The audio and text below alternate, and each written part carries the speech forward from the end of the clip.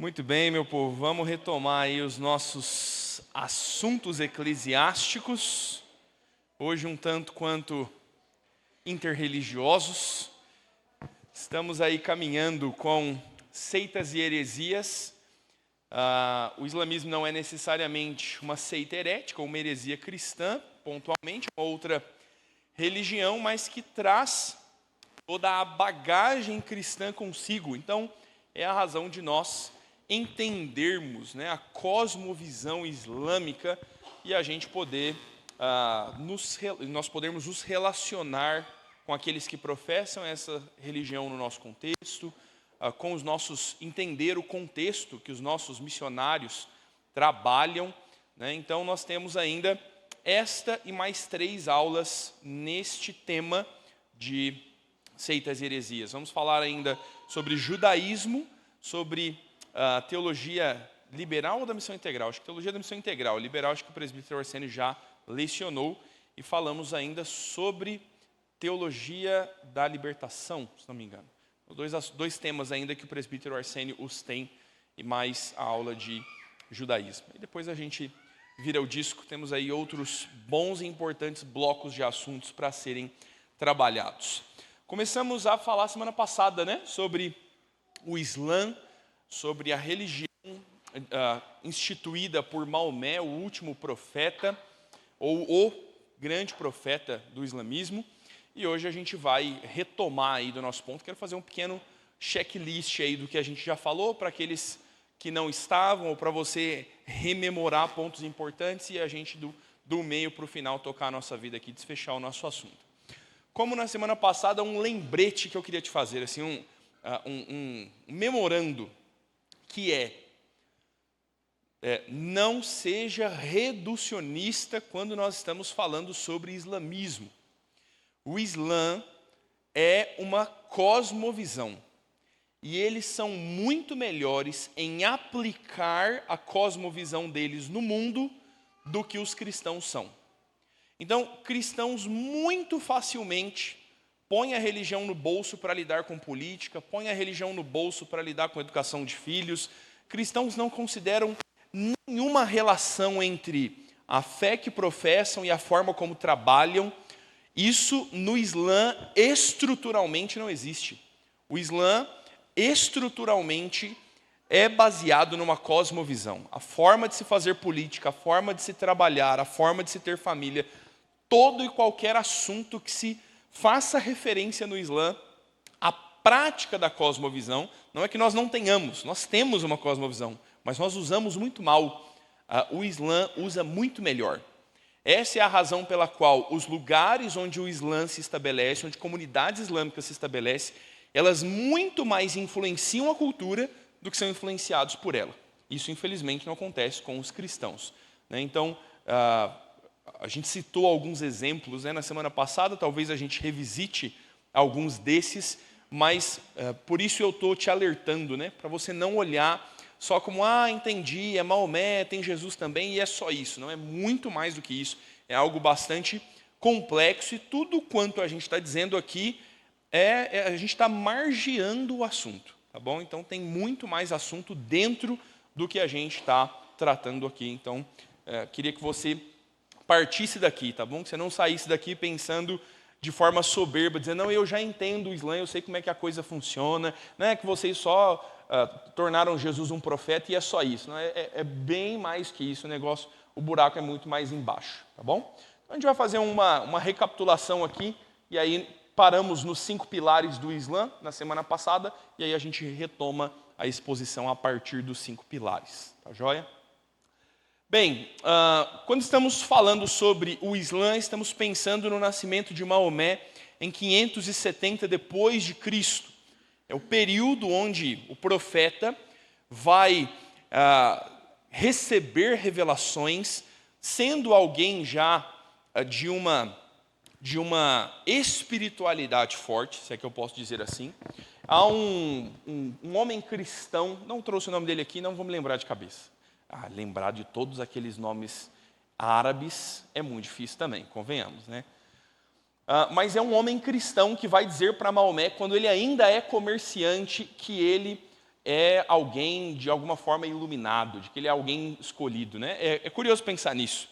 É um homem cristão que está chancelando essa, entre aspas, espiritualidade de Maomé, que muito tempo depois, né, vivendo uma vida como comerciante e resguardando a prática de meditação numa caverna, num dos seus períodos de meditação nessa caverna, o anjo Gibril vai aparecer a Maomé. Então, este anjo é Gabriel. Então, a ideia é de que o anjo Gabriel aparece a Maomé e ele traz uma nova revelação. O anjo Gabriel diz que Alá, Deus, já havia de outras maneiras, em outros tempos, tentado se revelar aos homens, mas todas as revelações de Alá foram corrompidas. O profeta Moisés falou de Alá e os homens corromperam a revelação de Alá que Moisés trouxe. O profeta Isa, Jesus, também falou, mas também foi corrompido. E agora o anjo Gabriel diz: Deus falará pela última vez, de forma clara, de forma aberta e final, e você, Maomé, é o último profeta. Então aqui surge a revelação do Alcorão, né, do livro sagrado, que não foi escrito por Maomé, foi revelado a Maomé. Maomé é alguém que não escreveu nada do Alcorão, ele tem toda a revelação como tradição oral. Maomé decorou a revelação e são os seus secretários e os seus seguidores que vão registrar aquilo que Maomé disse. Então esse é um ponto bastante importante de se considerar no Alcorão. A gente não vai fazer isso nessa aula, mas essa é uma área sobre a qual os apologetas cristãos trabalham no diálogo com o islamismo, né? Então o Islã recorrentemente acusa a Bíblia de ser um documento, né, um texto mexido, né, um texto adulterado, mas numa crítica textual, numa exegese, num estudo acadêmico, a Bíblia mostra muito mais solidez do que o Alcorão vai mostrar. Então, é naturalmente uma tradição oral que vai ser registrada posteriormente pelos seguidores de Maomé. Maomé vai viver em Meca. Meca é onde a história se fundamenta. Deixa eu acrescentar pontos aqui do que eu falei da semana passada. Não vamos ficar só repetindo, não.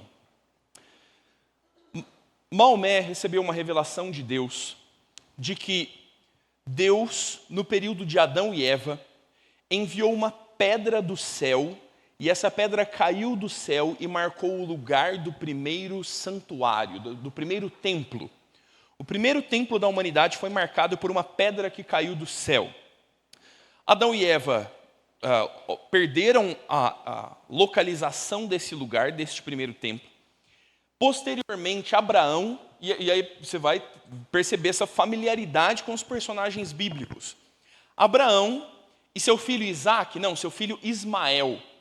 Abraão e seu filho Ismael encontraram essa pedra, e o lugar onde a pedra estava, eles sabiam que era o lugar do primeiro templo, e ali eles construíram um templo.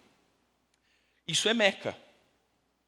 Este templo, na tradição contada por Abraão, é hoje a Caaba, aquela grande caixa sobre a qual os muçulmanos giram em torno, e no lado leste, se não me engano, na quina leste dessa casa está a grande pedra negra, a pedra que se narra tradicionalmente ter sido enviada por Deus do céu, e este é o centro geográfico da religião islâmica.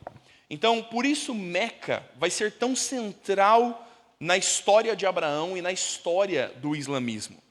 Você se lembra que Abraão tem 2 filhos, né? Me conta a história, você que é aluno do EBD. O que aconteceu com Ismael e com Isaac? Porque vamos ver quem é aluno do EBD. Não tem recompensa do Bíblia Espadal Alto, não, tá? Vamos lá, quem me explica a história aí? O que aconteceu com um e o que aconteceu com o outro? Olha lá, Tiago. Tiago pediu a palavra aqui, ó. Isso aqui é igual aqueles experiência social do YouTube. Entendeu? Vai que eu falo e eu ganho uma recompensa. Bom, Ismael, ele surge ali de que Sara tenta fazer o filho da promessa ali, porque como ela estava mais velha, ela dá um jeitinho, entre aspas, assim, fazendo que Abraão se deitasse com a sua auxiliadora ali, né, a criada dela, a egípcia, e aí nasce Ismael. Posteriormente, né, quando vem Isaac, Sara fala para deixar Ismael, esqueci o nome da mãe de Ismael, saírem lá da terra. Agar, Isso, manda Agar sair. E Deus confirma isso para ele e ele manda Agar e Ismael embora da terra ali de onde estavam ali da terra prometida, que o filho da promessa seria Isaac, não Ismael. Mas que Deus prometeu, mesmo assim, de Ismael vir uma grande nação. isso, muito bem. Lembra que Ismael e Agar quase morrem? Lembra disso? E Agar coloca a criança à distância de um tiro de pedra, se não me engano é a referência bíblica, assim, para não vê-lo morrer. E Deus, milagrosamente, atende eles, socorre eles, aparece um poço de água, enfim. Daqui vem, isso é a descendência dos árabes. Os árabes descendem de Ismael.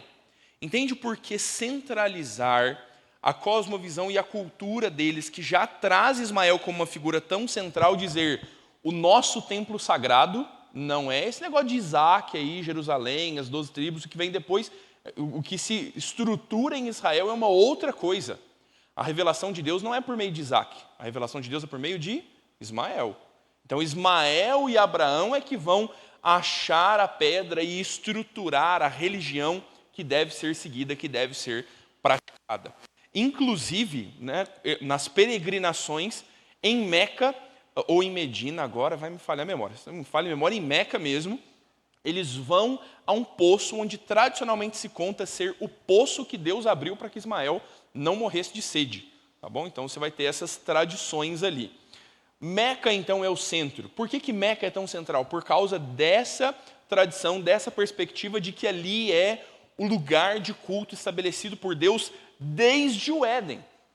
Então, do que a gente conhece das narrativas bíblicas, à primeira vista, falar sobre Adão e Eva, Isaac, Ismael, Abraão, Moisés, Jesus é a mesma coisa. Mas não tem absolutamente nada a ver. Os ensinos, as revelações são completamente outras. E comparativamente, quando você diz, olha, mas o que eu conheço sobre Abraão é uma outra história. Qual é a resposta pronta deles? Porque o seu texto foi adulterado. Porque a sua Bíblia foi corrompida. Mas para eles, então, Ismael, que é o filho da promessa? Não existe essa mesma teologia da aliança. Entende? Então, essa expressão do filho da promessa, para a nossa teologia aliancista, centraliza as coisas numa aliança com Deus. Eles não têm essa expectativa de uma aliança com Deus. Entende? Então, não existe... Olha como que teologia da aliança está diretamente ligada ao messianismo. Deus vai manter uma linhagem, Deus tem uma promessa de que da descendência da mulher virá aquele que vai pisar a cabeça da serpente. No islamismo, isso não existe. Entende? Nenhum homem vai vir pisar serpente nenhuma. Alá é que faz tudo. Não tem mediador. Ninguém ora a Maomé para que Maomé interceda a Deus. Eles oram a Deus. Entende? Como que a figura messiânica de Jesus não existe nesse contexto. Então Jesus é mais um profeta. Como Abraão era mais um profeta. Como Ismael é o filho de Abraão. E glória a Deus por isso. E glória a Alá e vida que segue. Entendeu? Então, olha como é difícil isso. O que a Keila está dizendo é assim, ó, a gente está olhando para o Islã com a cosmovisão cristã. A gente está aplicando a teologia da aliança, promessa de Deus, ao Islã. A gente não vai entender o Islã. Entendeu? Eu sei que é natural fazer isso, né? Não é uma crítica à Keila, mas estou te mostrando como que toda a forma de pensar, tudo o que eles entendem, é uma cosmovisão inteira diferente. Entendeu? Ah, mas vocês não acreditam que Deus tem que manter uma descendência pura? Eles vão dizer, claro que Deus manteve uma descendência pura. E é a descendência de Maomé. Entendeu? Então, são os xiitas.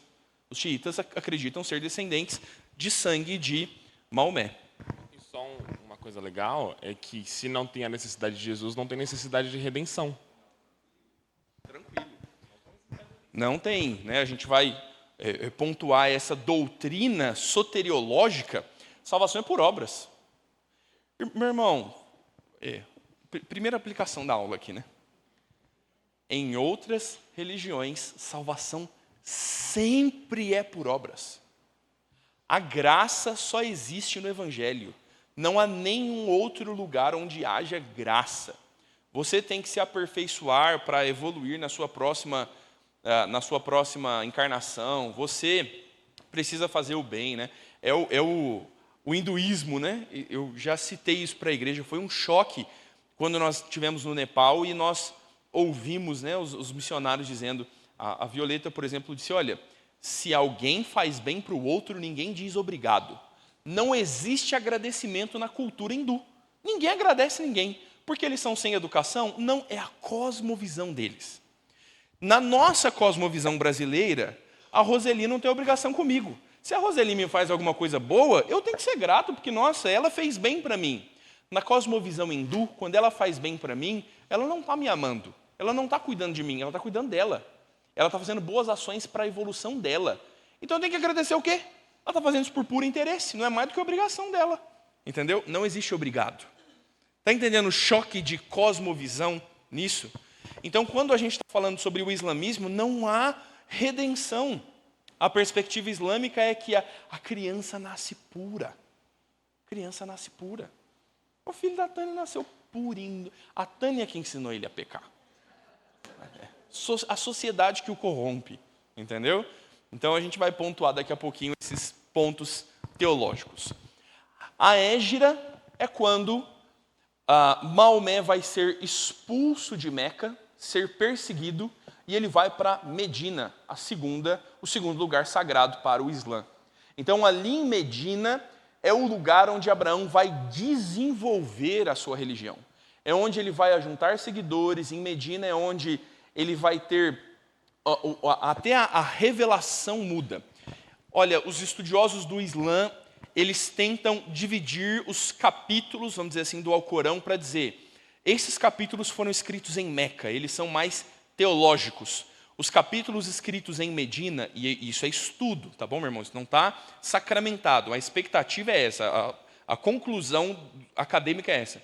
Os estudos de Medina, eles são mais sociais, eles são mais políticos, porque Maomé começa a estruturar um estado religioso. É o que o presbítero Denis citou na semana passada como teocracia. Alá é o governante de Medina. E Maomé é o seu profeta. E Maomé, como profeta, começa, por meio do Alcorão, a estabelecer as regras sociais, as leis vigentes que serão postas ali em Medina. Então, esse é o tempo de se estabelecer, de revelar a lei, de fortalecer, de formar um exército. Então, é um poder religioso, é um poder político e é um poder militar. O Alcorão é construído nessa cosmovisão. Então, o Islã tem uma cosmovisão religiosa, política e militar. E aí, hoje em dia, falar sobre o militarismo islâmico é sempre uma acusação de xenofobia. Então, a gente vai ser sempre muito cuidadoso com isso, mas eu trouxe meu Alcorão aqui para ler para vocês. Lembra que eu mostrei o vídeo semana passada? A Silvinha não quis... espada ao alto. Eu falei, Silvinha, abre na minha aqui. Ela não quis abrir na minha, não. Então, o que vai acontecer em Medina? Uma retomada de Meca. Como é que chama mesmo ele? Maomé, depois de ter sido expulso para Medina e o seu estado construído e consolidado, Maomé vai juntar o seu exército e vai tomar Meca dos infiéis. Então, é bélico o negócio. É sempre um assunto de domínio, de poderio, de estabelecimento de governo. A religião se estabelece junto com o governo e com o poder militar. E quem não se submete à religião? Jihad neles, entende? Então a gente vai pensar nisso aqui. Então ele vai voltar para Medina, Maomé vai morrer e o túmulo de Maomé hoje está lá em Medina. Ou melhor, ele volta para Meca, faz todo o seu trabalho, mas na morte ele é sepultado em Medina. Então, se você assistir vídeos no YouTube, é um negócio assim que a gente fica pasmo assim, com as construções, com a beleza da cidade, muito petróleo árabe para construir aquelas coisas assim, a cidade é linda, a cidade é linda. Pastor, vamos fazer uma excursão de seitas e heresias, e aí a gente vai lá visitar, né, a Caaba, vamos ver a pedra lá de Abraão. Ô, meu irmão, eu iria, tá bom? Eu já fui no templo de Salomão, o que é para nós ir em Meca, né? Não pode, não pode. Só entra em Meca quem é de fato islâmico. Então, há relatos na história, há pessoas que já entraram escondidas, fingindo ser islâmicos. Há se não me engano, um jornalista inglês, algo assim, um homem que entrou, saiu e escreveu no jornal dele, publicou escritos e escritos sobre tudo que ele viu. Duvido que você adivinhe o que aconteceu com ele. Foi pego. Os islâmicos o pegaram, alguém o pegou. Quem será que o teria pego, né? Não faço ideia. Então, você não pode ir lá. Talvez Medina, né? O jornalista do The History Channel entrou em Medina. E aí tem as filmagens que eu vi lá do lugar, da região, as orações que acontecem lá. A gente consegue ter uma ideia do que é por causa disso, né? Mas são questões mesmo religiosas, são locais religiosos e vedados por isso.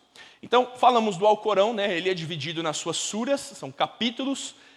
Você tem as mecanas, que são mais teológicos e espirituais, aqueles escritos em Meca, e você tem as medineses, mais legais e políticas, provavelmente a estruturação posterior de Medina. Então, o monoteísmo, né, vai ser sempre fundamentado, centrado em Alá. Alá significa Deus, e só isso. Alá é Deus em árabe. Se você pôr no Google, traduzir Deus para árabe, vai dar Alá. Mas por que eles dizem Alá? Por que Deus não vale? Tem que ser sempre Alá. Porque a revelação que Maomé recebeu é que a língua de Deus é a língua árabe. A língua que Deus instituiu para a humanidade desde Adão e Eva, desde o Éden, é a língua árabe. Então, por isso, chamar Deus por traduções desse nome não é o ideal. Deus deve ser chamado Alá. Então, olha, problemas aqui, né? Ele não gerou e nem foi gerado. Como é que você acha que fica a cristologia com versículos como esse, né? Você vai ter, naturalmente, problemas aqui. Então, uma forte rejeição da trindade, da filiação. As doutrinas vão divergir essencialmente por causa do Alcorão. Bom? Muito bem.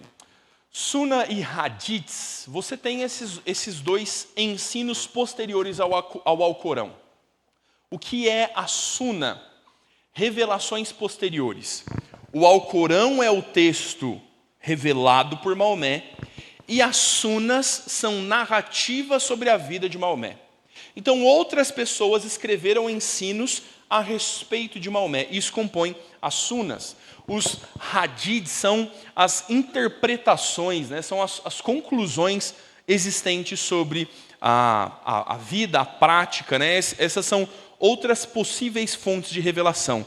E como todo o argumento crítico, eles são avaliados, né? Alguns são considerados autênticos, outros são bons e outros são fracos. Nem tudo isso é considerado como fonte de autoridade final.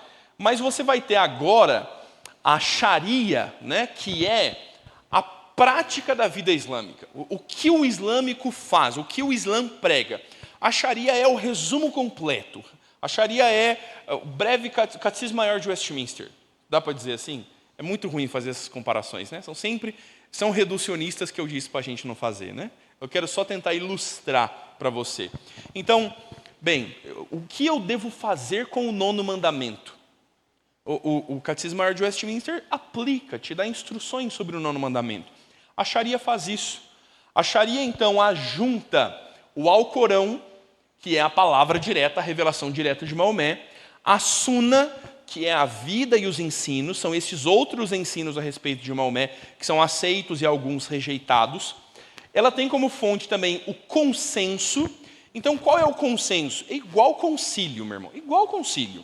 Os teólogos estudiosos se reúnem, debatem sobre algum assunto que precise ser respondido e que não está presente na Sunna e não está presente no Alcorão, e o consenso deles, o ensino final deles, então, é apresentado como regra, como prática para a vida dos islâmicos. Então, o consenso é fonte de autoridade para a Sharia, para a lei comum nesse sentido. E por fim, você tem também como fonte de autoridade as analogias, né? Então, analogias nós também as fazemos, é um meio de interpretação. Se Abraão ordenou se fazer tal coisa, logo nós devemos fazer tal outra. Então, essas analogias de como se praticava a lei no Alcorão e como nós podemos aplicá-la à nossa vida hoje. Isso aqui compõe a Sharia, né? Isso aqui é o que o islâmico vai viver e praticar. Então, não só o Alcorão, né? A Sharia é a prática, a vida completa do islâmico, ela está exposta ali. O Alcorão, então, muda sempre? Não, o Alcorão não muda. Igual a Bíblia. Inclusive, eles não aceitam traduções, tá bom? Ó, esse meu Alcorão aqui que você viu eu ganhando no vídeo, né? Eu passei o vídeo semana passada. Quem não viu, fica com vontade de ver um vídeo, para dar uma quebrada na aula. Ele tem aqui um selo, tá vendo? Ó, tem um selo aqui, um selinho prateado. Tem um QR Code, uma numeração nesse selo, para eu entrar nesse QR Code, conferir a numeração e saber se esse Alcorão de fato é o Alcorão produzido lá na Arábia Saudita. Toda a tradução vem só daquela fonte. E assim, a tradução é uma colherzinha de chá, porque você precisa aprender árabe para ler o Alcorão em árabe. Você vai orar em árabe, é a língua de Deus, entendeu? Então, todas as traduções vêm assim, né? Então, tem uns sites aqui, né? palavradedeus.com. Então, você tem alguns esforços assim para manter. Então, o Alcorão não muda. O Alcorão é o que é. Como árabes lidam com inteligência artificial? Entendeu o problema da Sharia? Então, o Alcorão não fala sobre isso. A Suna não fala sobre isso. E a gente não tem consensos passados sobre isso. Mas se você entrar no site da Convenção Brasileira dos Islâmicos, você vai ver lá na categoria sermões, tem um sermão, uma orientação lá dos estudiosos sobre como os islâmicos lidam com o IA. Entendeu? Então, não é um acréscimo ao Alcorão. São agora analogias, consensos, instruções para que a Sharia funcione, para que a lei prática do dia a dia funcione. Entende? Então, é muito bem estruturado, né? Dá um lava-cara na CCB, hein? Vamos falar das aulas que nós já demos, né? Se lá na CCB a turma se desorganiza e um fala uma coisa e o outro fala outra aqui, a organização é mundial aqui, hein? Rapaz, o presbiterianismo no Brasil é uma coisa. Na África do Sul, IPB, na IPB não, hein? Na África do Sul, a igreja do nosso missionário lá se chama Grace, se não me engano, né? Se não me falha a memória, a igreja que o reverendo Bantinho trabalha é a igreja anglicana. Cadê o... Eu vi a Maiara e o... Então os dois... É isso, né? Igreja anglicana. Porque presbiterianos na África do Sul são o grupo religioso que apoiou o apartheid. Está entendendo o problema? Vai lá falar que você é presbiteriano. Eles vão olhar na sua cara e vão te chamar de racista, de cara. Porque presbiterianismo naquele contexto é racismo. Meu amigo, Islã é Islã. Está entendendo? As doutrinas, os fundamentos, as subscrições teológicas são o que são. Óbvio que há ramificações entre eles, que há divisões e ênfases em ensinos diferentes, mas é muito menos fragmentado do que outras religiões. Por isso é mais confiável? Não é isso que dá confiabilidade, né? Não é a unidade que dá confiabilidade, simplesmente. E vale destacar que o Islã, ele tem isso daí também, porque ele é um projeto de controle social. Tá? Maomé, quando faz as peregrinações, ele sai de Meca, porque Meca era politeísta. E ele veio com uma doutrina monoteísta que centraliza ele no centro. Ele era comerciante. Quando ele vai para Medina, ele, sendo comerciante, casa com uma dona cheia do dinheiro, e aí ele consegue idealizar maneiras de esse Deus monoteísta que ele dissipa, e a pessoa dele, como que ele manipula aquelas pessoas, formando então um exército e dominando aquela região de Meca, que era a região central da religião, e expandindo. Então, o islamismo ele é um projeto de domínio social. Então, por isso que ele vai ter que centralizar a sua fonte.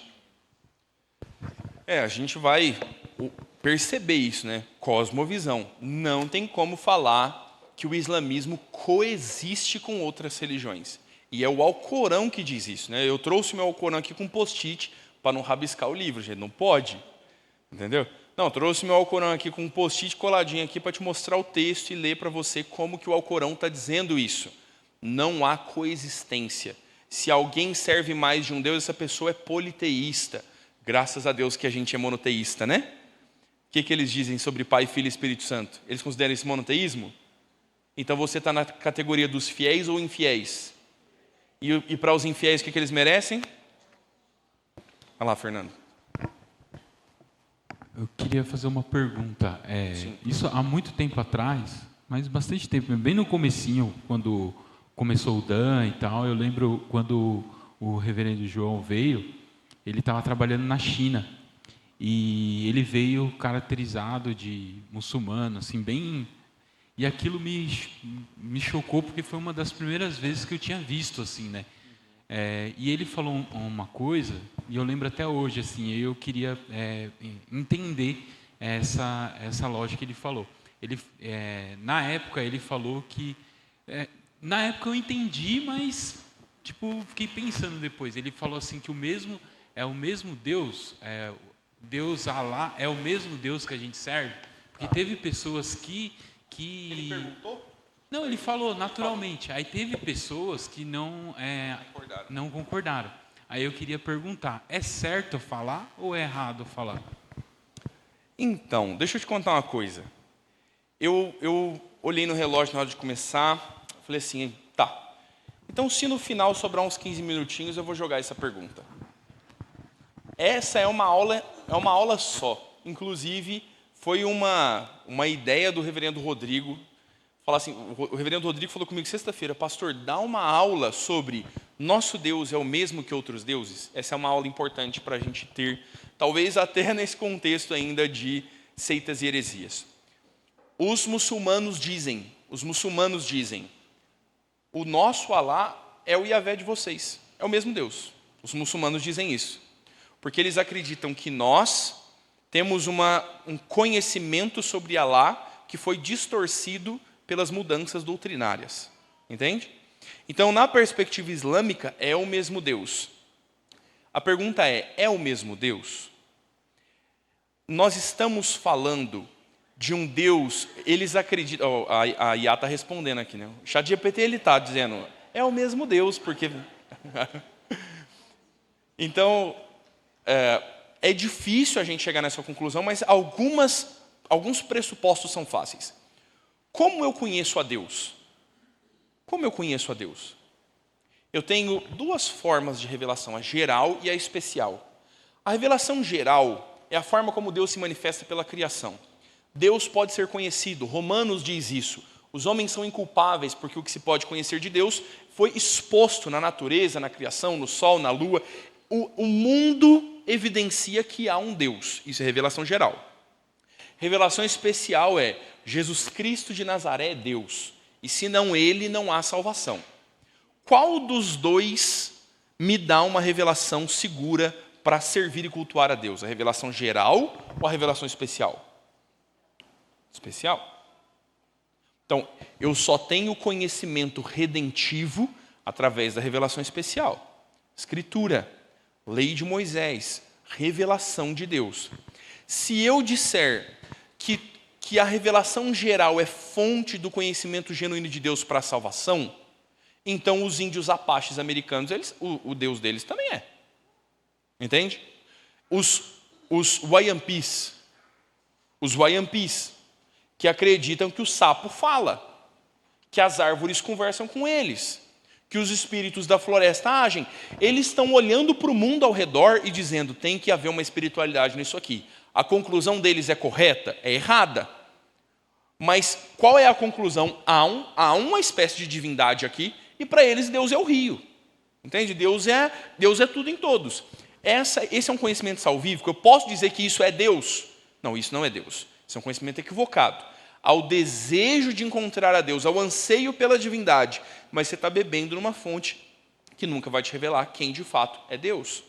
Então, nessa perspectiva, o que há do conhecimento genuíno sobre Deus no Alcorão? Entende? O Alcorão pode, por si, conduzir as pessoas a uma fé salvífica em Cristo? Não pode. Então, eu estou olhando isso e estou pensando, esse parece ser um outro Deus. E aí nós vamos fazer essa analogia com outras religiões, entende? Os espíritas kardecistas, eles vão ler os evangelhos e eles vão dizer, eu creio no que você crê, eu também acredito no evangelho. É a mesma fé? Eles acreditam nas mesmas verdades que nós? Não. Eles acreditam em outras verdades. Assim como os testemunhas de Jeová, assim como os mormons, assim como os católicos. Com certeza. Então, assim, o Deus dos judeus é o nosso Deus? O nosso Deus nos salva por meio de sacrifício de holocaustos? Não. Entende? Então, houve uma desvirtuação.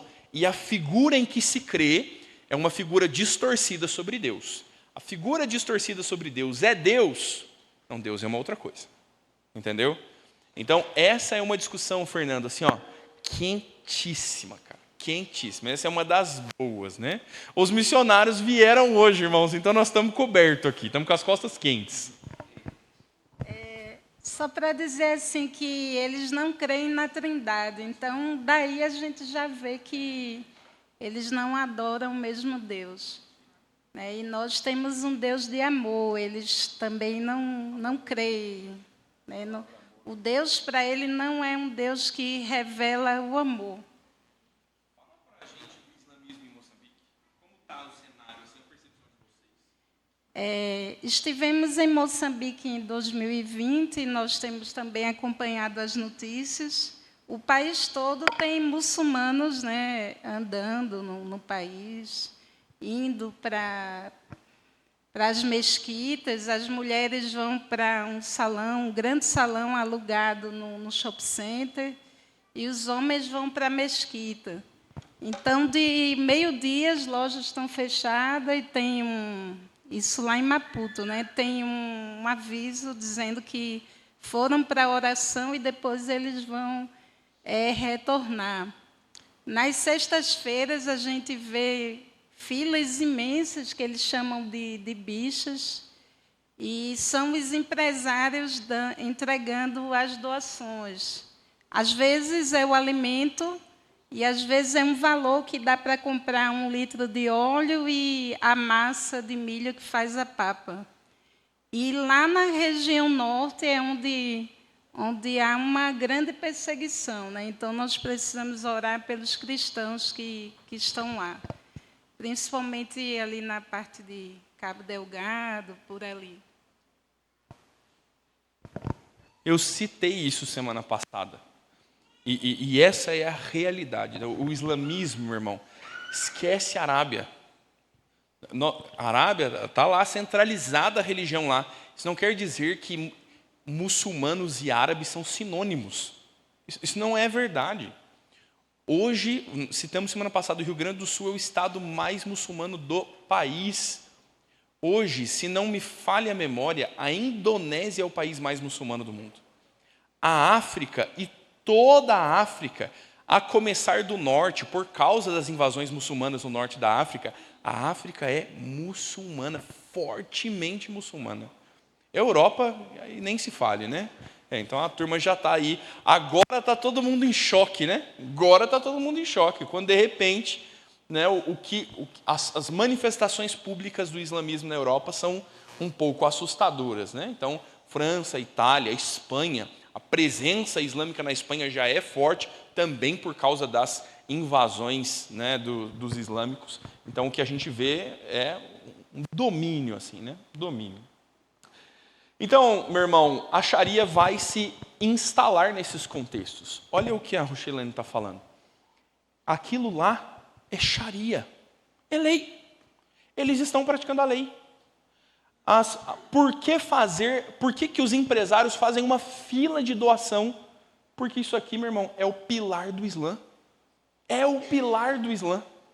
Então, semana passada nós começamos a falar sobre esses 5 pilares, né, onde a profissão de fé é o primeiro deles. Alá é o único Deus e Maomé é o seu profeta. Essa é a exclusiva confissão de fé. Não há islamismo, ninguém adere à religião islâmica sem essa confissão. O que eu citei que provavelmente os nossos irmãos cristãos martirizados provavelmente é essa frase que eles são forçados a falar. É debaixo dessa frase que eles perdem ou não a vida.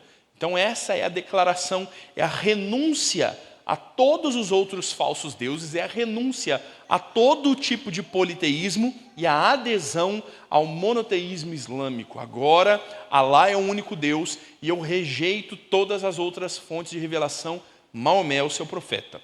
Esse é o primeiro pilar do Islã. Lembra que no vídeo que eu passei na semana passada, tinha um tabletzinho assim dentro da mesquita lá na Turquia, e aí tinha lá os informativos. O primeiro informativo eram esses 5 pontos aqui. Então, assim, o que você quer saber? A primeira coisa para te dizer, assim, papo de começo de conversa, 5 pontos. Então, isso é a introdução da fé islâmica. O segundo ponto é a oração. 5 vezes ao dia, voltados a Meca, inclui recitações do Alcorão e movimentos corporais. Então, a oração deles são trechos do Alcorão, exaltando a Alá como o único Deus, falando, se referindo à glória de Alá. É uma oração bonita, meu irmão. Se você adaptá-la, você poderia orar no culto, né? Então, assim, vou dizer que não estou dizendo que é o mesmo Deus. Estou dizendo que a oração é bela de se fazer. É uma bela exaltação a uma divindade. E enquanto se faz essa oração, eles vão se prostrar ritualisticamente, né? O seminarista me contou que foi junto com o seminário fazer uma visita a uma mesquita, né, para cumprir um trabalho acadêmico. E aí os chefes da mesquita receberam eles, né? Não foi nenhuma invasão, não. E na conversa, o Leandro disse que ele perguntou sobre a oração e o rapaz começou a explicar em algum momento assim, sabe quando dá um branco? Aí o Leandro falou, peraí. Aí ele virou e ele começou a recitar a oração desde o começo para lembrar da parte que ele esqueceu. O que é isso? O que significa isso? Eles decoram, entendeu? Você sabe cantar o hino nacional da segunda estrofe para frente? O menino está no tiro de guerra, sabe. Aqui lá no tiro de guerra, o sargento fala, canta da segunda estrofe para frente. Tem que saber. Mas coisas que são decoradas, assim, nós normalmente cantamos, né, na sequência. Então, a oração é praticada assim, decorada. 5 vezes ao dia, logo antes de amanhecer, ao ponto exato do meio-dia, né, quando o sol está exatamente sobre a cabeça, no meio da tarde, no pôr do sol e à noite. São 5 momentos de oração.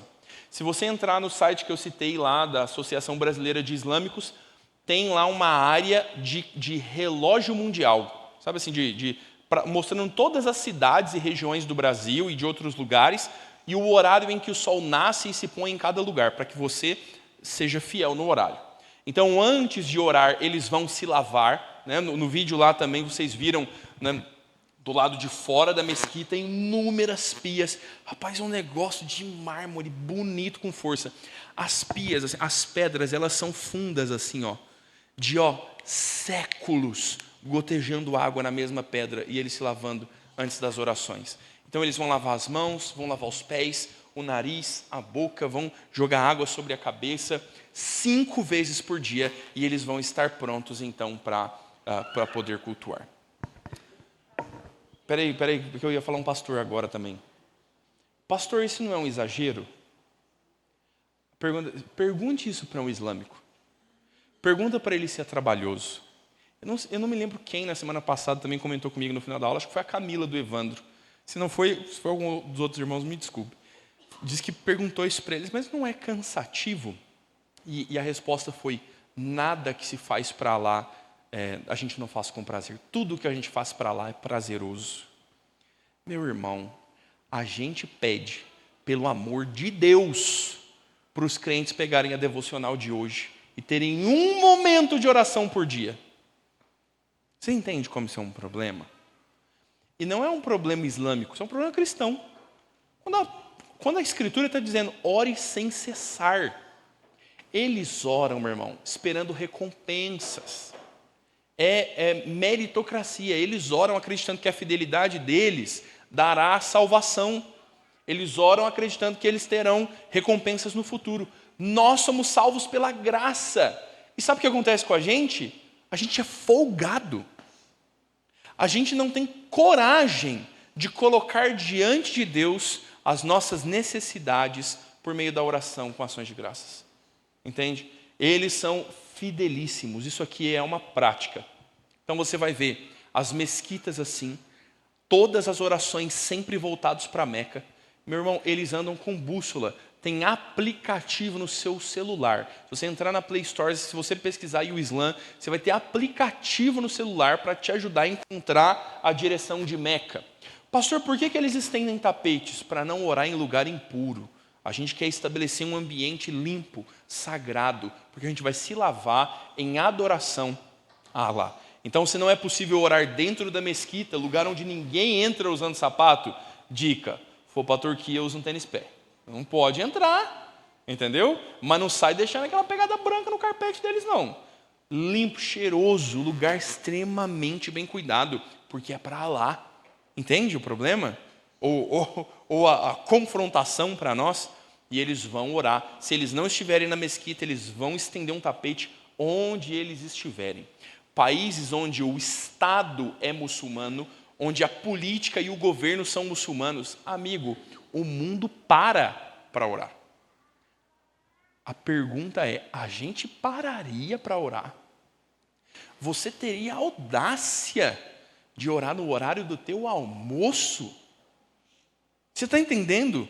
Como que alguém imagine que você vem para um aconselhamento pastoral comigo, e a pergunta que eu vou te fazer de cara, se você fosse aconselhar comigo, você já prepara a resposta. Como está a sua vida devocional?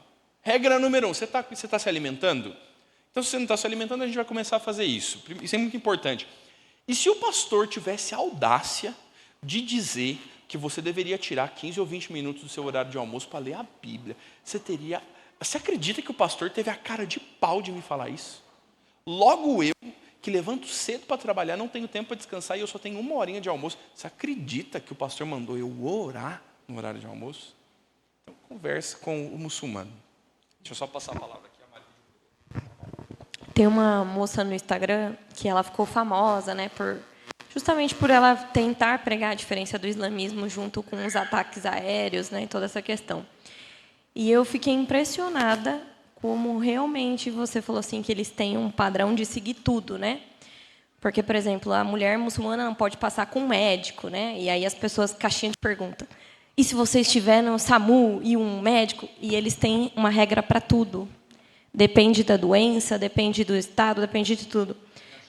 Isso. E o Ramadã deles também, que eles ficam sem comer, né? Se você está grávida, se você tem diabetes, se você tem isso, se você tem aquilo. E eles têm um porquê para tudo. E uma regra para tudo. E esse negócio do aplicativo também. E se você está num avião, como que você faz? Se você... Então, eles têm uma regra para tudo. Se você não conseguiu orar naquele momento, como que você pede perdão por não ter conseguido? Como eles conseguem um voo para isso? Então, assim, eles têm como eu poderia falar, uma regra que eu fiquei assim...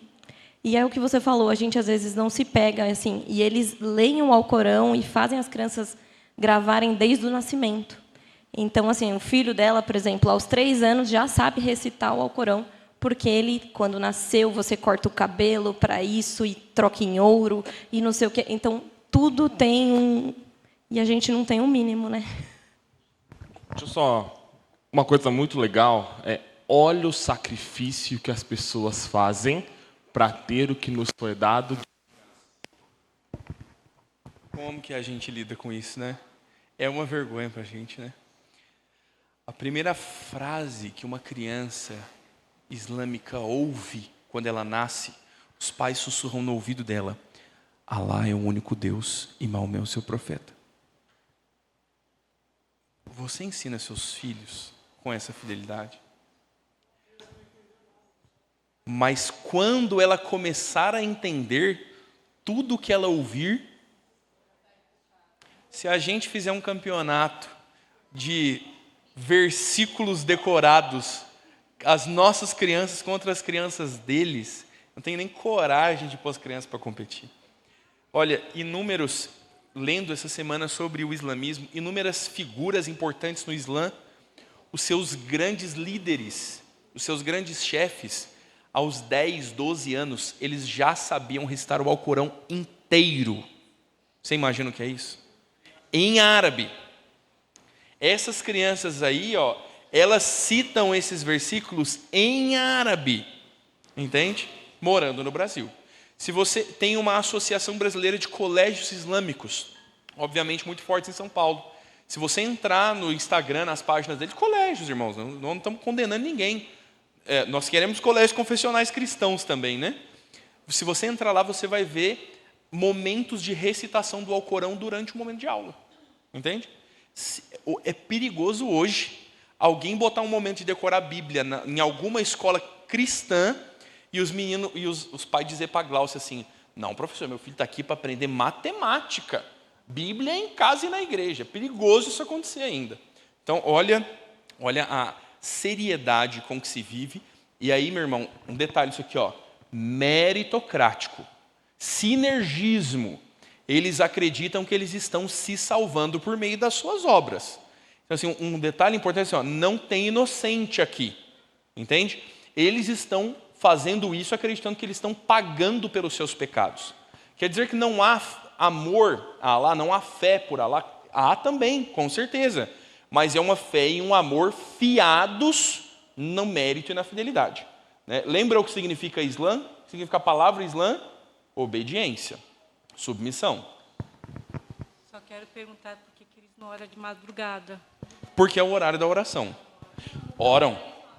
Por exemplo, o período do Ramadã é um período de oração incessante no Ramadã.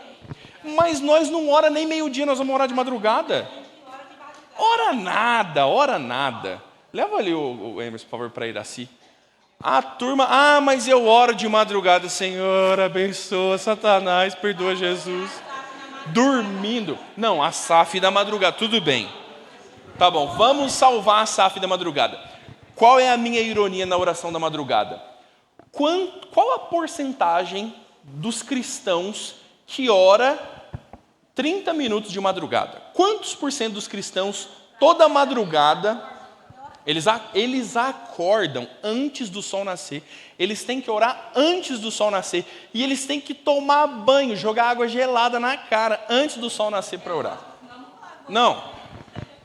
O que eu estou dizendo é assim, ó, meu irmão, a gente não ora. A gente não leva o negócio com a fidelidade que deveria. E eles, mas eles não oram de madrugada, eles oram 5 vezes por dia. O camarada deixa a ligação importante na espera, porque ele vai orar para lá, antes de atender. Os filhos que se virem, entendeu? O leite transborda, porque a oração vai ser feita. Deixa só a Iraci aqui. Então, eu não sei quem sabe, eu trabalhei muitos anos com muitos deles. Eles são pessoas muito decentes. Sim. Agora, quanto à oração, além deles carregarem o tapetinho deles, eles param em qualquer lugar, qualquer hora, na frente de quem quer que seja, se lavar, isso é muito importante. Se um vê que o outro não orou, eles falam reza. Tá? Eles não falam oração. Lá, pelo menos, eles falam reza. Sim. Ele cobra. Você não foi rezar, você não foi rezar. E isso, eles não falam em português na nossa frente, eles falam muito a língua deles. Eles são muito unidos, extremamente. Se você fez alguma coisa para um deles, nunca mais você tem um emprego em nenhuma loja deles. Então, se você colocar na justiça, mesmo você estando totalmente correto, você está sujo para sempre. E o que eu achei interessante, principalmente os mais velhos, lá eles casam muito entre eles. Todos casam com primos. Instrução do Alcorão. Eles, o Alcorão, todo mundo é tio. Maomé diz assim, ó, ele põe 4 categorias, eu não vou me lembrar de cabeça, mas ele diz assim, ó, mulheres são escolhidas pela sua linhagem, pela sua beleza, pela sua riqueza e pela sua religião. Razões pelas quais homens escolhem mulheres para casar. Linhagem, riqueza, beleza e religião. Maomé diz assim, ó, escolha uma mulher por causa da sua religião e você será feliz. Exatamente. A Bíblia já disse isso aqui, ó. Eles são mesmo. E os meninos não ouvem ainda, hein? E eles ouvem muito os mais velhos. Uma coisa que nós perdemos isso totalmente de foco, mesmo dentro das igrejas. Sempre a gente mais velha aqui sabe que nós sempre preservamos os mais velhos. Eles preservam isso até hoje, né? Vai lá, Rogério. Só uma provocação para a gente poder refletir um pouco mais sobre o tema da oração. Com relação ao Islã, eu tenho várias coisas para falar, até porque eu tenho convivi com um amigo islã e tenho várias coisas assim, mas só para a gente focar aqui no tema da oração, realmente, se a gente olhar para a perspectiva da reverência, da rotina, daquela coisa, sim, eu tenho que dar a palmatória e falar assim, a gente não ora, a gente não... Mas a gente teve uma aula hoje de manhã sobre oração. O que é oração? Ou seja, a minha pergunta e a provocação seria essa.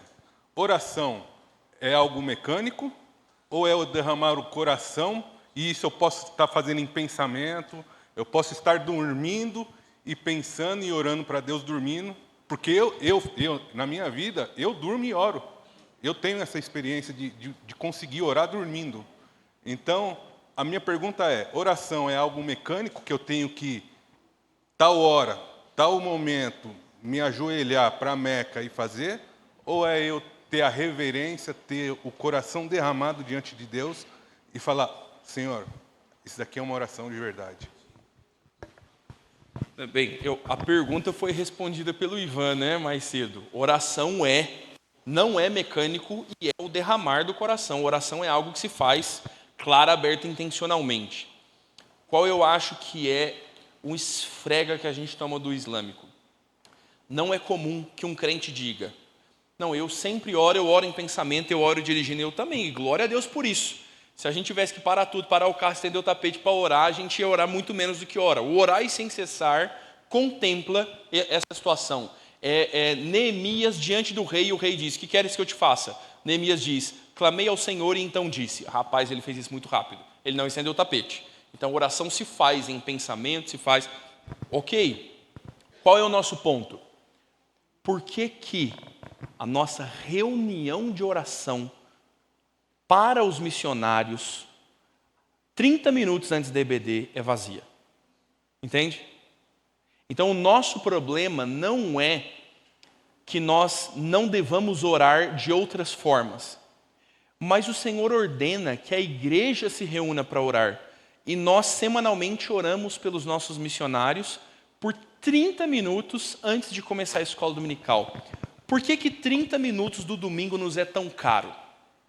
Eu sei que as crianças atrasam. Lá em casa as crianças estão mostrando para a gente que é difícil manter a rotina. Mas por que outras pessoas fazem isso com fidelidade? E nós que temos um amor tão maior e tão mais profundo, e uma dívida de gratidão com Jesus tão maior, por que nós não fazemos isso também com o horário? Então, é certo que a gente ora sempre, mas é também certo que a gente tem que ter tempo dedicado a Deus na nossa vida. Para um culto doméstico, para um momento devocional, para um momento de oração em casa. Por que nós não temos isso? Entende? Então não é que o resto não seja oração genuína, mas é que a oração genuína também precisa desse ponto. O último a falar aqui para eu terminar minha aula. Estava conversando com o Jorge aqui, enquanto o senhor estava respondendo a questão da oração do Dan, e surgiu uma dúvida para a gente. Eles têm algum tipo de departamento missionário? Na pesquisa você não... Porque, assim, eles devem ter... Não, eles têm ensinos, reuniões, eles têm reuniões de ensino. Sexta-feira, 12:30, na Mesquita de Guarulhos. Você pode ir lá e participar da oração e receber. Não. O Gisele disse que o pão é muito bom. Mas eu citei semana passada, você sabe onde fica a Mesquita de Guarulhos? Alguém faz ideia de onde fique? Meu irmão, você compra pão do lado. Sabe o Fonte Nova que abriu ali na Vila Rio? É na rua de baixo.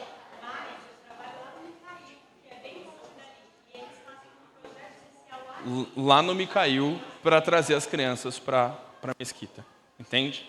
Então, assim, tem reunião de ensino, tem. Agora, quanto ao trabalho missionário, camarada, eu te diria que os membros, as pessoas islâmicas, são muito mais fiéis no compartilhar da fé do que nós crentes somos no nosso testemunho a Jesus. Eles são em si muito mais missionários do que nós somos, pela fidelidade, pela obediência, pela submissão ao Alcorão. Olha lá, meu irmão. Pastor, é muito bom a gente estar aqui hoje. Essa aula já é uma continuidade que nós tivemos de um curso sobre o Islã, sim, da APMT. E a gente está vendo aqui muita coisa dentro do que a gente viu lá. E eu vejo assim, que é um processo construtivo, eficiente e eficaz. Então, eles estão trabalhando e eles querem resultado. E esse resultado, ele aparece. Ele está avançando muito, não é? A questão da missão, né, deles, né? Sim. É a ação que eles estão fazendo. Então, a gente sabe que é um processo e esse processo ele é contínuo. Nós vimos que em Moçambique há grandes escolas bem estruturadas, islâmicas, né? E eles preparam do menor até a universidade. E eles investem financeiramente em vários países para esse preparo, preparando empresários, grandes profissionais e grandes políticos. Sim. Então, tem um departamento religioso, há um Ministério de Religiões, nome certinho, para você conseguir o visto, né? Então, há períodos que a liderança desse ministério é o Islã que está lá. Então, em alguns momentos, complica para os cristãos entrarem no país. Então, a gente sempre ora para que os cristãos possam... assumam esses postos, isso, né? Então, e quanto a missões, eles têm cursos de teologia também. A teologia do Islã é muito bem preparada. Eles têm grandes literaturas, têm muita coisa. Então, meu irmão, perceba, né, essa cosmovisão. Quando que nós, como crentes, pensamos em formar os nossos filhos como políticos cristãos para que eles assumam os ofícios na cidade, no estado e no país e eles favoreçam o evangelho? Quando a gente pensou sobre isso? Quando a gente quis isso? Nunca. Se eu falar que seu filho vai virar vereador, você vai dizer graças a Deus ou Deus me livre? Entendeu? Se eu disser a mesma coisa para um islâmico, seu filho vai virar vereador, ele vai dizer Inshallah. Inshallah. Você está entendendo? Porque se ele estiver lá, a Sharia vai ser favorecida. A gente vai poder viver a nossa religião mais livremente. Aí a fidelidade a Deus pode começar a se estender. Allah pode estender o seu governo sobre essa cidade, sobre esse país. É por isso que em tão pouco tempo de recepção de refugiados islâmicos, você já tem tantos islâmicos assumindo governos, prefeituras de diversas regiões. Eu citei semana passada. Nova York é exatamente essa cena, né? Meu irmão, deixa eu só desfechar esse assunto, porque os irmãos até citaram, né? Tem um curso inteiro da PMT, uma semana intensiva de estudo sobre o Islã, e com certeza tem assunto para muito mais do que isso, né? Então, a gente vai desfechar mesmo essa aula. Eu quero pôr os seus pés no chão, te dar um parecer sobre o que é, e eu acho que alguns dos pontos aqui que eu citaria, a gente acabou já tratando antecipadamente. Mas dos 5 pilares, né? O terceiro deles é a esmola. 2,5% de toda a riqueza é dado como esmola, então é lei na Sharia, tá bom? Você não pode não dar esmola. Onde que isso aqui... A Keila falou sobre dominação. Países onde o governo é islâmico, Zakat, esmola, é boleto, tá bom?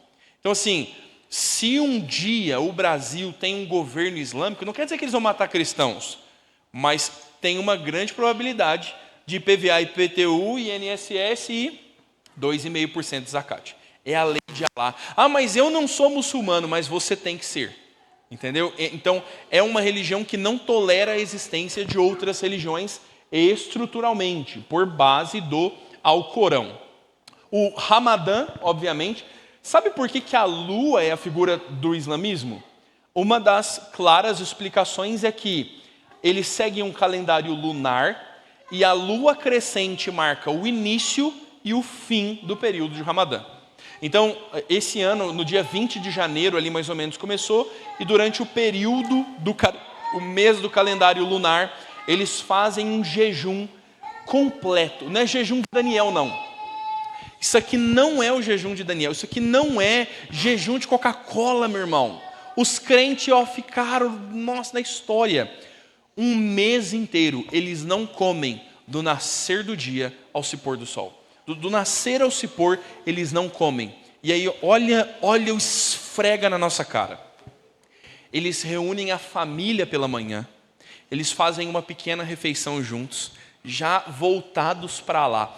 Pensa nesse culto doméstico aqui, meu irmão. Antes do sol nascer, e a gente tem dó de levantar as crianças para ir para a escola dominical. Aí eles vão ter uma pequena refeição, vão ficar o dia inteiro sem comer. A Sharia vai resguardar os que têm problemas de saúde e tudo mais. Ao final, ao se pôr do sol, eles vão quebrar o jejum com tâmaras. A tradição diz que é a comida que Maomé comia. É assim que ele quebrava o jejum dele. Sabe o que vem em seguida? Culto. Em seguida, mesquita, oração, reunião em família, reunião com outras famílias. Eles vão se ajuntar para refeições com outras famílias. E o fim do Ramadã é uma grande festa. E há uma unidade no Islã que dá vergonha. Não é na igreja brasileira, não. É na primeira igreja. Sabe por quê? Se eu disser para você que nós vamos fazer uma programação que você vai comer na casa do seu irmão de quinta-feira, de terça-feira, sabe o que você vai falar? Ah, pastor, não dá tempo. Eu não tenho tempo para isso. Eu estou muito ocupado, tem que levar o menino no futebol e... Eu acho que a gente precisa pensar a nossa fidelidade, a nossa submissão a Deus quando a gente está olhando para essa realidade. Quão grande é o Islã no mundo? Meu irmão, os jogos de futebol de ligas europeias gigantescas, muito maiores que o nosso Brasileirão, adiam o horário de jogos porque os jogadores estão em jejum no Ramadã.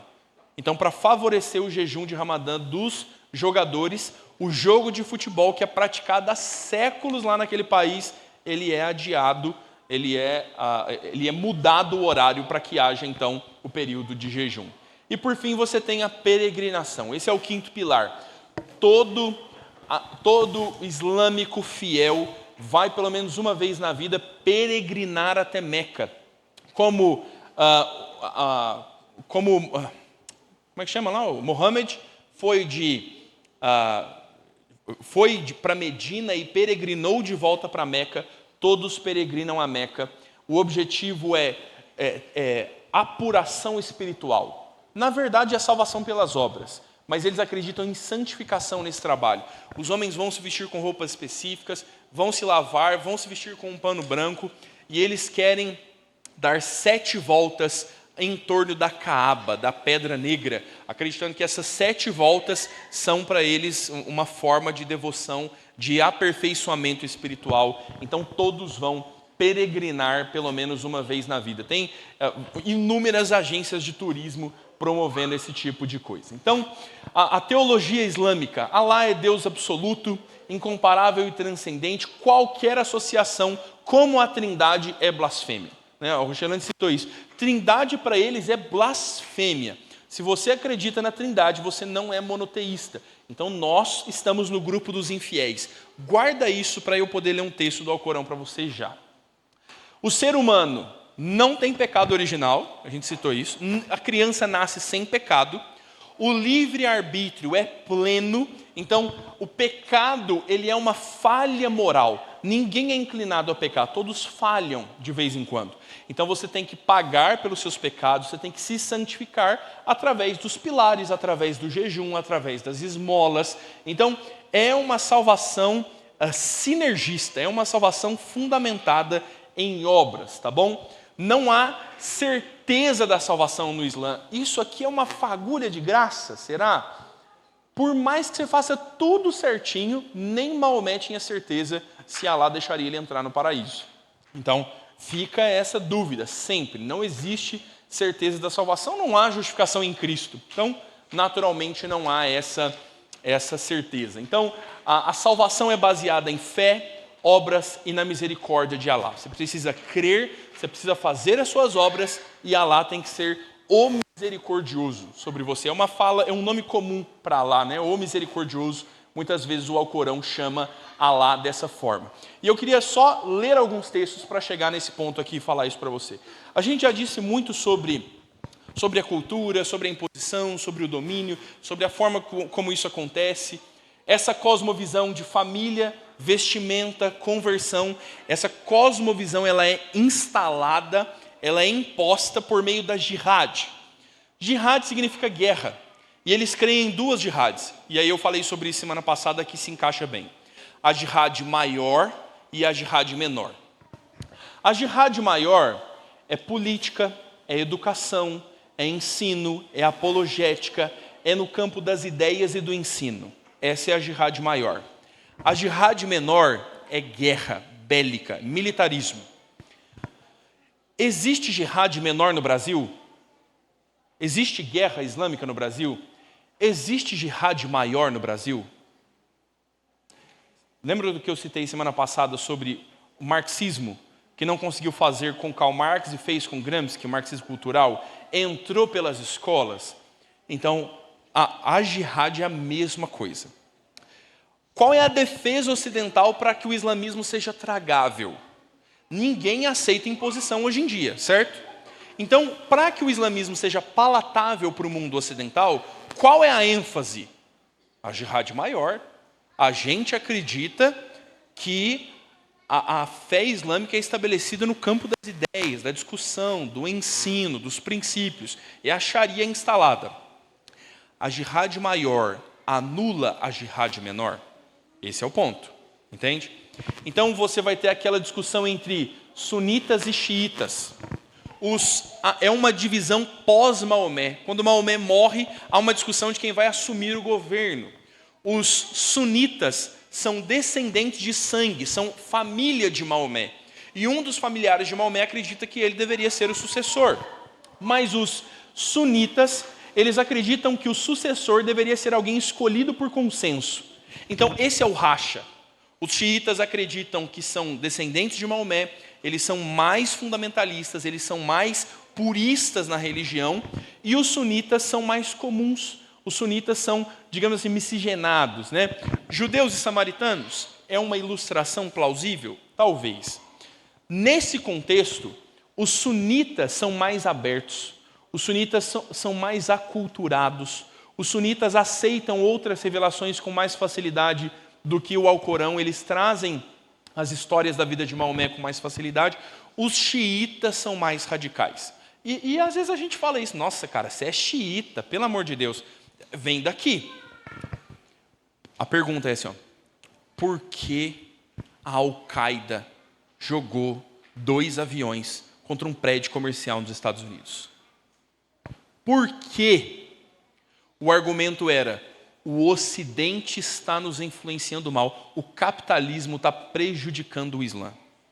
E aí então os radicais vão tomar seus aviões e fazer o que fizeram. É por isso que inúmeros atentados constantemente acontecem. Austrália, Londres, inúmeros lugares estão passando por isso. A fala comum dos terroristas antes de explodirem uma bomba, Allahu Akbar, Allah é grande. E aquele que dá a sua vida pela jihad tem recompensas no paraíso. Entende? Aquele que morrer fazendo guerra por Allah tem recompensas no paraíso.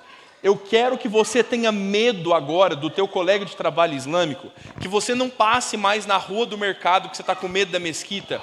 Isso é preconceito, meu irmão. Nem todos são, mas eu não posso dizer que não existe, entende? Eu não posso dizer que a fé islâmica rejeita a jihad menor, porque ela não rejeita. Deixa eu encerrar lendo o meu Alcorão para você, tá bom? Suna 29, versículo 49. Se você quiser abrir. Olha, presta atenção nessa leitura aqui, ó. Antes dele, tu não recitavas livro algum, nem escrevias com sua destra. Nesse caso, os defensores da falsidade haveriam duvidado, mas é constituído de evidentes versículos encerrados nos peitos daqueles os quais foram concedidas a ciência, e não negam nossos sinais, senão os injustos. Você não teria conhecido a lei de Maomé, mas agora que você a conheceu, você a encerra no peito, você a traz consigo. E quem são aqueles que negam os nossos sinais? Os injustos. Se você não adere à nossa lei, você é injusto.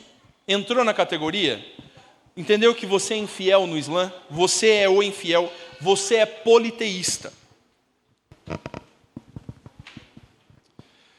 Surata capítulo 9, versículo 29. Dentre aqueles aos quais fora concedido o livro, combatei os que não creem em Deus no derradeiro dia. E não proíbem o que Deus e seu mensageiro proibiram, e não professam a verdadeira religião, combatei-os, até que paguem a taxa com as próprias mãos enquanto humilhados. E os judeus dizem, Uzair é filho de Deus, e os cristãos dizem, o Messias é o filho de Deus. Esse é o dito das suas bocas, imitam o dito dos que antes renegaram a fé. Que Deus os aniquile como se distanciam da verdade. Tomam seus rabinos e monges por senhores, além de Deus, e assim também ao Messias, filho de Maria, e não se lhes ordenou, senão que adorassem ao Deus único. Não existe outro Deus senão Ele, glorificado Ele acima dos que o idolatram. Qual é o desejo sobre os crentes, sobre os cristãos que adoram o Filho de Maria? Que eles sejam aniquilados. Vou ler o último para você. Surata capítulo 2, versículos 190 a 194. Eu tenho muitos outros marcadinhos aqui para ler, tá? Versículo 190 diz assim: combatei no caminho de Deus. Combatei é jihad. Façam guerra no caminho de Deus com aqueles que vos combatem. Não cometais agressão, por certo Deus não ama os agressores. E matai-os onde quer que os acheis, e fazei-os sair de onde quer que os façam sair. E a sedição pela idolatria é pior que o morticínio. Alá não se agrada de agressões. Isso aqui não é agressão, isso aqui é jihad. Isso aqui não é agressão justa, isso aqui é morte justa, porque os infiéis precisam morrer. Então, o dito é, idolatria é pior que morticínio. Eles consideram a sua idolatria, porque você é politeísta, porque acredita na Trindade, eles consideram essa fé sua pior do que um morticínio. Você é pior do que um assassino. Um assassino mereceria a morte? Talvez, então você com certeza merece. E não os combatais nas imediações da mesquita sagrada, até que eles vos combatam nela. Evite lutar dentro da mesquita. Então, se eles vos combaterem, matai-os. Assim é a recompensa dos renegadores da fé. Por que quem não é islâmico pode morrer e não é errado? Eles são renegadores da fé, os infiéis pagam com a morte. E se eles se abstiverem, por certo, Deus é perdoador, misericordioso. Se você confessar o primeiro pilar, se você abrir mão da sua fé, então Alá é misericordioso e perdoador. Se você renegar o Filho de Maria, então Alá te perdoará e haverá misericórdia para você. E combatei-os, até que não haja mais sedição pela idolatria e que a religião seja de Deus. Então, se abstiverem, nada de agressão, exceto contra os injustos. Então, até quando haverá jihad? Quando termina a jihad? Quando não há outra religião, senão a religião de Alá. Você entende a seriedade disso aqui? Você entende como que esse texto é de difícil interpretação de outra forma? E aí o texto continua e tem muitas outras referências que poderiam ser citadas. Então, irmãos, não quero que você odeie o islâmico. Não quero que você se afaste do islâmico. Eu quero que você se aproxime dele. Você precisa entender o que ele entende. Você precisa pensar o que ele pensa. Ele precisa de redenção em Cristo. Ele precisa de uma salvação pela graça. Ele precisa entender que oração é um ato de amor e de misericórdia e não um ato de obediência e merecimento. Eles precisam da graça de Cristo. Eles anseiam por Deus e encontraram um Deus falso. É aqui que essa aula faz sentido. É aqui que essa aula toca a nossa vida de sermos confrontados a uma fidelidade maior no que nós cremos, mas de ao mesmo tempo podermos estender a mão e o evangelho àqueles que precisam. Essa é a razão para pôr os teus filhos na política, essa é a razão para você se envolver com as demandas da sua empresa, para você glorificar a Deus onde você estiver.